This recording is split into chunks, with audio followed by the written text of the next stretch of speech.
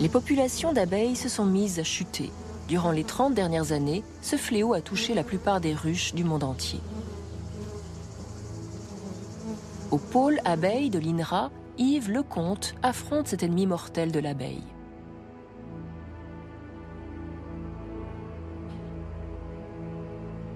Je vous présente Varroa destructor, c'est un acarien qui tue les abeilles, qui tue nos abeilles.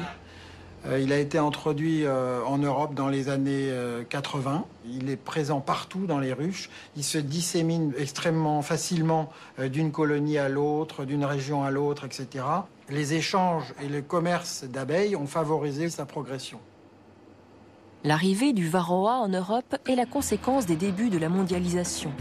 Au début du XXe siècle, le transsibérien apporte l'Apis mellifera, une abeille plus productive, de l'Europe de l'Ouest vers la Sibérie et l'Asie, territoire de l'abeille Apis cerana.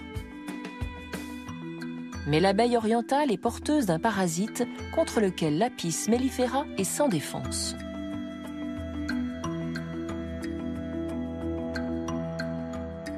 Quand l'Apis mellifera revient des années plus tard de l'Est vers l'Ouest, le parasite voyage avec elle.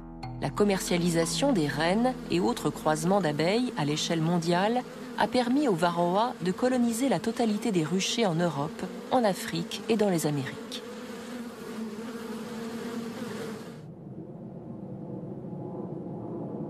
Même au nord de l'Europe, au fin fond de l'Écosse, le varroa destructor décime les ruchers. Il est arrivé ici en 1990 et depuis, il se propage en suivant les ouvrières de colonie en colonie à la vitesse de 8 km par an. Ici, il y a seulement 2 cadres d'abeilles vivantes. Je ne vois aucune larve ni aucun œuf. C'est mauvais signe. Cela signifie que la reine de cette colonie est morte pendant l'hiver. J'ignore pourquoi. Il s'agissait d'une jeune reine de moins d'1 an, alors à moins que j'intervienne, cette colonie est condamnée.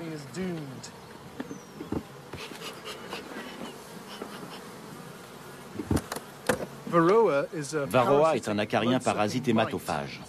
Il est tout petit, 2 mm de diamètre environ. Il se fixe comme un petit crabe sur le corps de l'abeille pour lui sucer le sang. Ce faisant, il lui transmet n'importe quel virus qu'il peut être amené à transporter. Et c'est comme ça qu'il affaiblit l'ensemble d'une colonie. Les abeilles ont ensuite tendance à attraper les virus, et la reine, qui vit beaucoup plus longtemps que les autres, est généralement sévèrement touchée. Essayer d'éradiquer le varroa, c'est essayer de tuer un animal agrippé sur le dos d'un autre animal.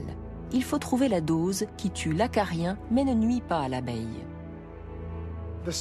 Le traitement habituel contre les acariens varroa repose sur des bandes insecticides qui ne tuent pas les abeilles, mais le varroa. On en place 3 ou 4 dans chaque grande ruche en septembre, de façon à éliminer 99% des varroa. Mais il en restera quelques-uns. De cette façon, au printemps, la reine se réveillera entourée d'une ruche d'abeilles saines. Mais la population de varroa grimpera progressivement au cours de l'été.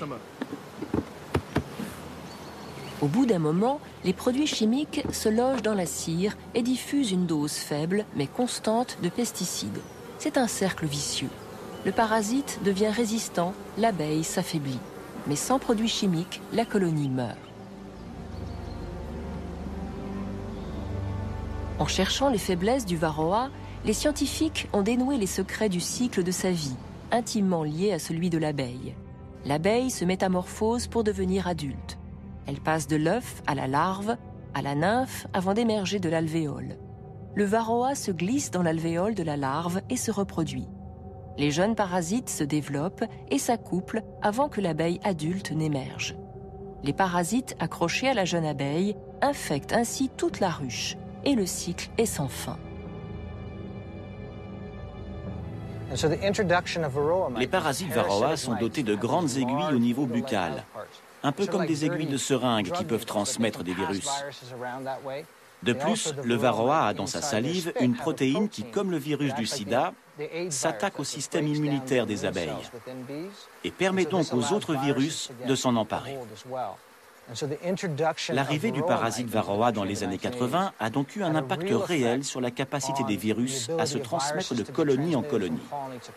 Et c'est probablement la cause de la mort de la plupart d'entre elles. On accuse généralement l'acarien Varroa, mais ce sont plus certainement les virus que ce dernier véhicule.